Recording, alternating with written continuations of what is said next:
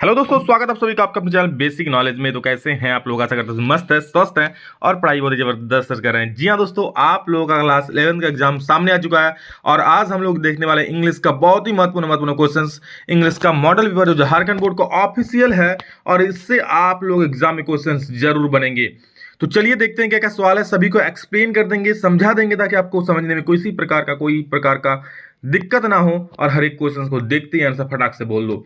चलो शुरू करते हैं इंग्लिश को। और आप लोग जितने से चैनल पर पहली बार आए सब्सक्राइब जरूर कर लेना इसी प्रकार वीडियो पाने के लिए और एग्जाम में बिल्कुल तहलका धुआंधार सब कुछ मचाने के लिए। चलिए देखते हैं क्या क्या सवाल है। उससे पहले एक छोटा सा पैसेज आप लोगों के नाम क्या है देखो। इससे दोस्तों आप लोगों का सवाल है, ये पहला पैसेज है। तो चलो देखते हैं क्या लिखा है। तो देखिए दोस्तों क्या है कि Hatim Tai is a name that is associated with generosity and chivalry. यानी कि दोस्तों हातिम ताई एक ऐसा नाम है जो बहुत उदार प्रकार का, बहुत उदार किस्म का, ठीक है, मतलब बहुत उदार किस्म का था। और क्या उसमें शौर्यता झलकता था, शौर्य झलकता था, सूरता, मतलब क्या सकता है एक प्रकार का उसके नाम में शौर्य था, ठीक है। मतलब उदार मतलब क्या, सिर्फ अपना ही चीज यूज करेगा, इतना उदारवादी था वो, ठीक। His legends are popular throughout the Arab and Asian nations. उसके लीजेंड्स मतलब उसकी गाथाएं, उसका दिव्य चरित्र, ठीक है, उसका पहचान पूरा एशियन नेशंस में फेमस था, हर जगह पे चर्चित था। हिज ग्रेट ग्रैंडफादर, यहाँ पे देखिए, his great grandfather stabilized a prospectus and peaceful kingdom after defeating the tyrant king of Yemen. उसका जो ग्रेट ग्रैंडफादर थे यानी जो परदादा थे, ठीक है, परदादा क्या करते, एक बहुत ही अच्छा शांतिपूर्ण एक राज्य स्थापित किए थे। कहाँ, किसको मार करके? तो टायरेंट किंग को हरा करके। कहाँ का? यमन का, ठीक है। प्रोस्पेक्टस एंड पीसफुल किंगडम, बिल्कुल शांतिपूर्ण वहां पर अपना राज्य काम किए थे टायरेंट किंग को मार करके। द डे हातिम ताई वॉज बॉर्न, जिस दिन हातिम ताई का जन्म हुआ, सुनो क्या हुआ उस दिन, जिस दिन हातिम ताई का जन्म हुआ। He showed the signs of generosity as he refused to take his feed. As he refused to take his feed. मतलब जिस दिन उसका जन्म हुआ उसी दिन वो उदार किस्म का चीज झलका दिया, ठीक है, लोगों को बता दिया कि वो कितने उदारवादी किस्म के बनेंगे आगे जाकर, ठीक है। वो क्या किया, वो खुद खाना लेने से रिफ्यूज कर दिया। क्या कर दिया? खाना नहीं खाया। तो भाई साहब खाना क्यों नहीं खाया? तो देखो आगे देखो, he refuse to take his feed, मतलब खाना खाने से इनकार कर दिया। Famous astrologers were called in to study his birth chart. तब क्या, बहुत बड़े मतलब फेमस एस्ट्रोलॉजिस्ट, तो एस्ट्रोलॉजिस्ट मतलब जो हाथ देखता है ना उसको क्या बोलते हैं? एस्ट्रोलॉजिस्ट को क्या बोलते हैं? जो हाथ देखते हैं आपका मतलब भविष्य बताते हैं, वो एस्ट्रोलॉजिस्ट, ठीक है। Were called in to study his birth chart, उसका जन्म जो जन्म कुंडली को देखने के लिए बुलाया गया। They declared Hatim will grow up to be the most generous man. क्या बोल रहा कि हातिम ताई सबसे ज्यादा उदारवादी मतलब बनेगा, सबसे ज्यादा उदार किस्म का आदमी बनेगा। हु विल सर्व मैनकाइंड, वो लोगों की सेवा करेगा।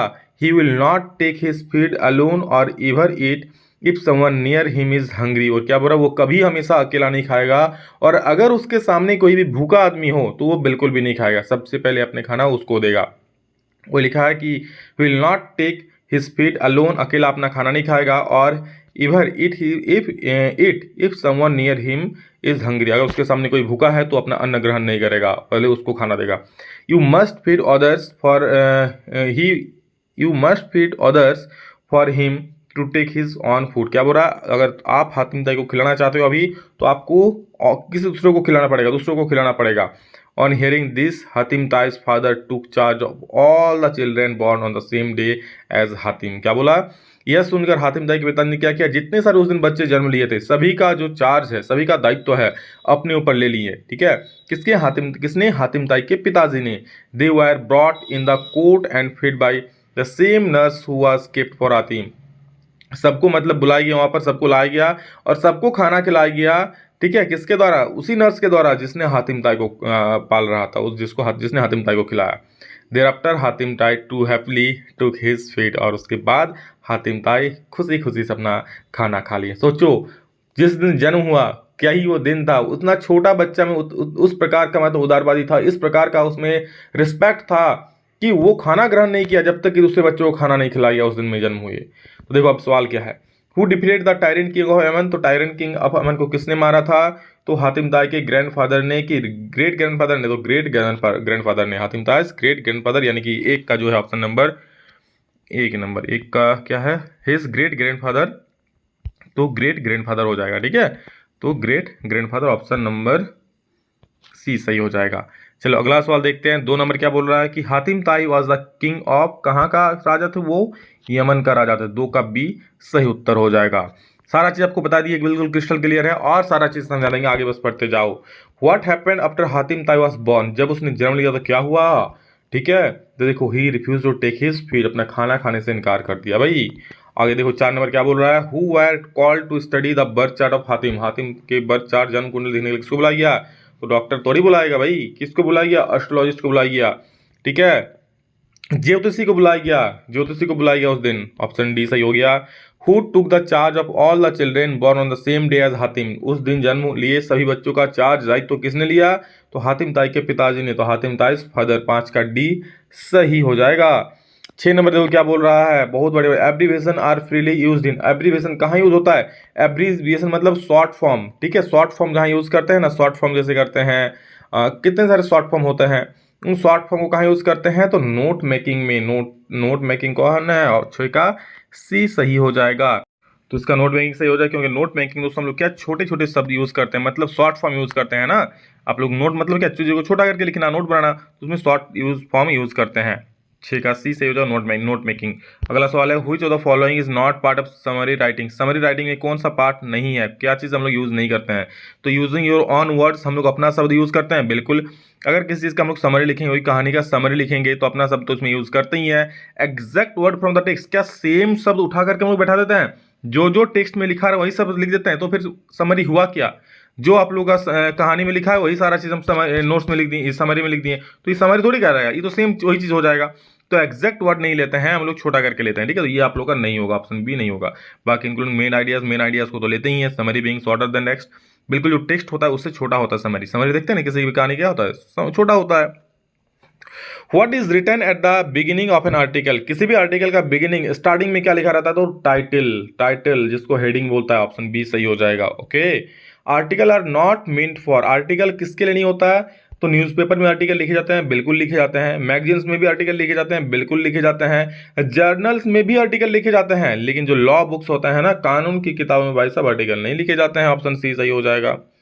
Which of the following is not component of a letter to editor, letter to editor में क्या चीज नहीं होता है, तो दोस्तों लेटर टू एडिटर में क्या चीज नहीं होता है, तो ये देख लो आप लोगों का टाइटल, सैल्यूटेशन, डेट और सिग्नेचर, ठीक है। लेटर टू एडिटर में दोस्तों आप लोग यहाँ पर टाइटल जो है ना वो नहीं होता है, ठीक है, जब भी लेटर किसी एडिटर को लिखते हो तो टाइटल का यूज उसमें नहीं करते हैं।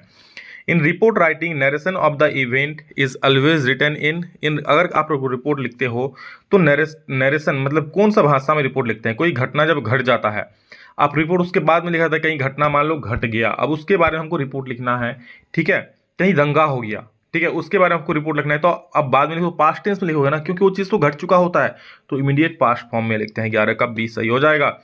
Who should not include dash in report writing, report writing में क्या इंक्लूड नहीं करते हैं हम लोग दोस्तों, तो रिपोर्ट राइटिंग में पर्सनल कमेंट बिल्कुल भी, क्योंकि आप किसी चीज़ का रिपोर्ट लिखोगे, ठीक है, तो वहाँ पर तो कई तरह के पब्लिक होंगे, कई सारे कमेंट्स देंगे कि ये ऐसा था, घटना ऐसे हुआ, तो सारे पब्लिक क्या बोलते हैं, जो हम लोग पर्सनल कमेंट्स होता है, अपना अपना विचार उसमें थोड़ी लिखते हैं, वहाँ पर जो घटना घटा उस चीज़ को रिपोर्ट राइटिंग में लिखा जाता है ना, तो क्या इंक्लूड नहीं करते हैं, पर्सनल कमेंट्स को हम लोग यूज़ वहाँ इंक्लूड नहीं करते हैं। बाकी डाटा कलेक्टेड, जो डाटा कलेक्टेड वो उसको लिखते हैं, इन्फॉर्मेशन बाई विटनेस, वहाँ पे जो इन्फॉर्मेशन दिया जाएगा कि हाँ ये घटना कैसे घटा वो चीज़ लिखेंगे, है।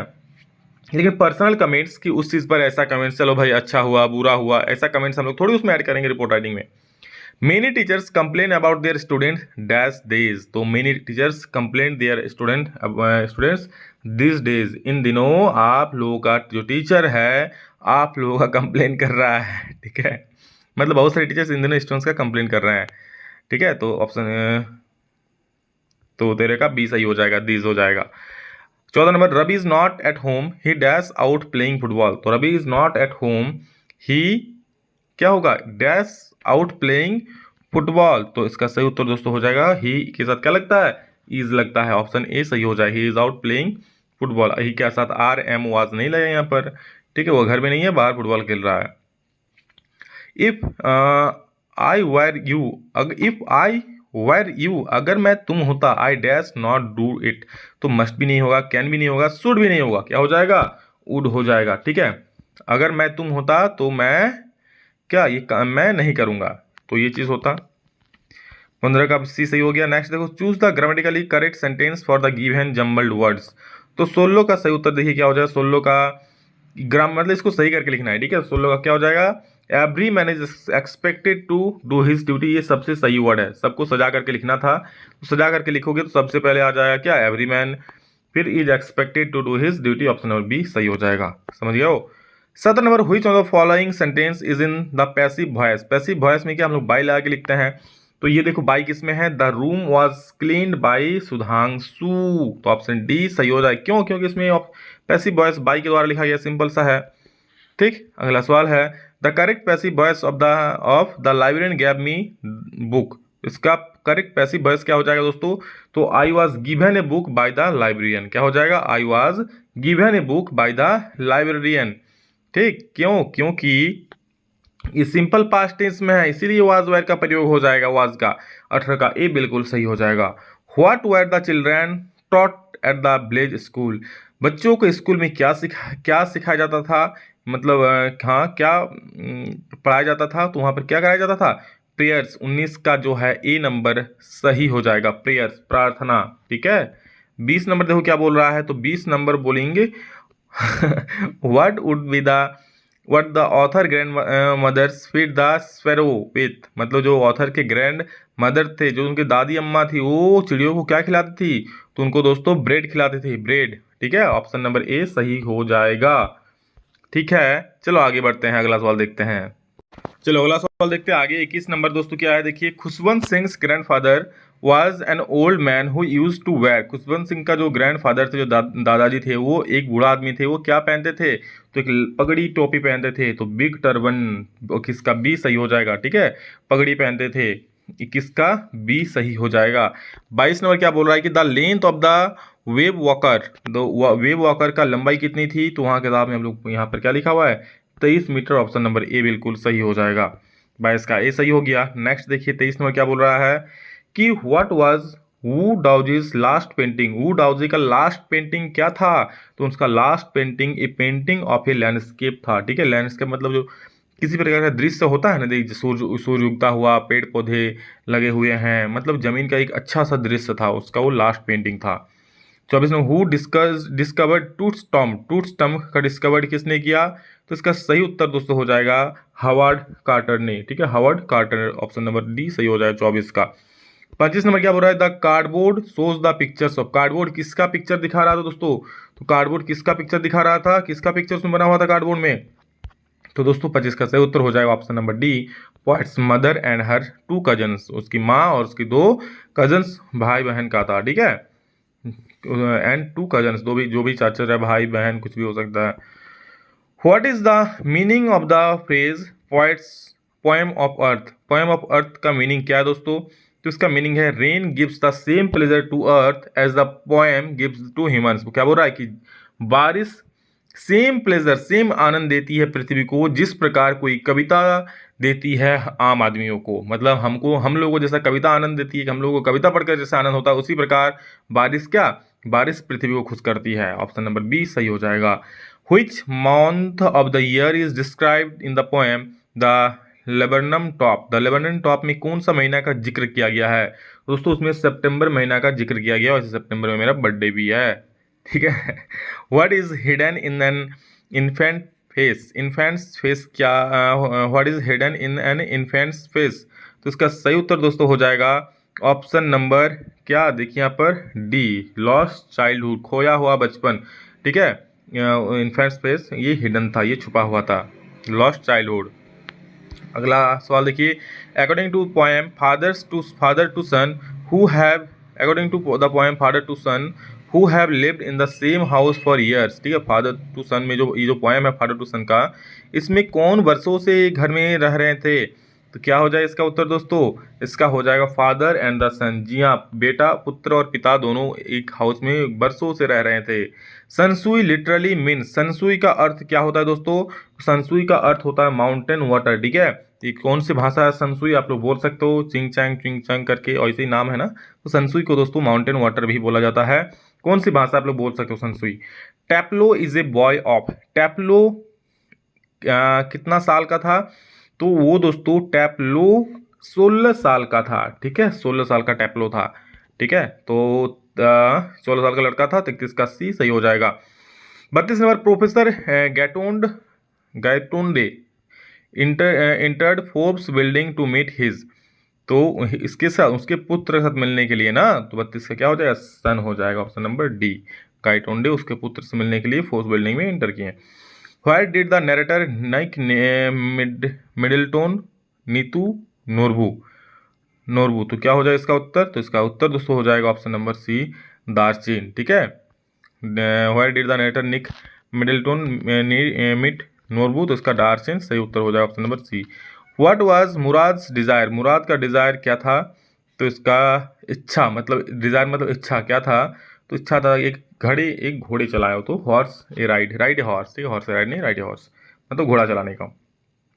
The narrator daughter of Mrs S visits the address, ठीक है। The narrator daughter of Mrs S visits the address, तो इसका सही उत्तर क्या हो जाएगा दोस्तों, नंबर 46 मार्कोनी स्ट्रीट, ठीक है, ये आपका वो उसका एड्रेस था। The narrator daughter of Mrs visits the address, address क्या है, नंबर 46 मार्कोनी स्ट्रीट। 36 है, व्हाई डिड रंगा गो टू स्टडी, रंगा स्टडी करने के लिए कहाँ गया, तो रंगा स्टडी करने के लिए भाई बेंगलोर चला गया। 36 का सी सही हो जाएगा, ठीक है। आप लोग भी अच्छा से पढ़ो ताकि आप लोग भी अच्छी जगह पढ़ने के लिए जा सको। तो 36 का क्या हो जाएगा, ऑप्शन नंबर सी सही हो जाएगा। Who was Einstein history teacher, Einstein का हिस्टोरी टीचर क्या था, कौन था, तो दोस्तों आइंस्टाइन का हिस्टोरी टीचर था मिस्टर बरून, ठीक है, जो उनको हिस्ट्री पढ़ाता था और उनको हिस्ट्री बिल्कुल भी समझ में नहीं आता था आइंस्टाइन जी को। 37 का सी सही हो जाएगा। 38 क्या बोल रही है, dash was strong and dominating, कौन यहाँ पर शक्तिशाली और प्रभावशाली है, तो कौन थे शक्तिशाली और प्रभावशाली, तो इसका सही उत्तर हो जाएगा मिसेस क्या है ये, फिट्जगेराल्ड, तो ऑप्शन नंबर ए सही हो जाएगा। नेक्स्ट है, Shahid suffered of which disease, Shahid कौन सी बीमारी से पीड़ित थे, वो दोस्तों कैंसर से पीड़ित थे, ऑप्शन नंबर डी सही हो जाएगा 39 का। और अंतिम सवाल है 40 number, who was Andrew Manson, Andrew Manson कौन थे दोस्तों, वो एक डॉक्टर थे, ऑप्शन नंबर बी सही हो जाएगा। तो ये दोस्तों आप लोग 40 इंग्लिश का सवाल बहुत महत्वपूर्ण है और ये अच्छे से देख लेना, इससे 100% आप लोग एग्जाम में सवाल बनेंगे ही बनेंगे। तो एक भी सवाल मिस मत करना, अच्छे से देख लो और बिल्कुल इसी पैटर्न पर आप लोग एग्जाम में सवाल पूछ जाएंगे, क्योंकि ये जैक बोर्ड का ऑफिशियल मॉडल पेपर है। तो सभी को शेयर कर दो, चैनल पर पहली बार आए सब्सक्राइब जरूर करना अच्छे से पढ़ाई करने के लिए और लगातार वीडियोस देखने के लिए। चलिए दोस्तों, love you all, thank you all of you, next video में जल्द मिलेंगे, तब तक के लिए जय हिंद, वंदे मातरम।